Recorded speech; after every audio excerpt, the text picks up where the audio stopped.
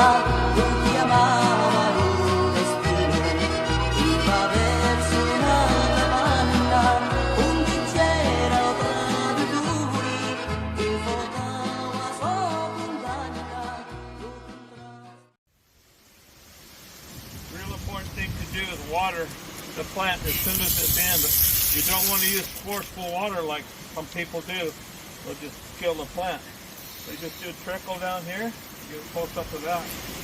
I like to water the whole thing in.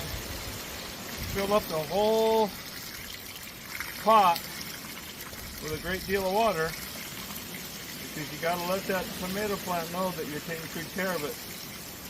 If you overwater tomatoes, they'll tell you.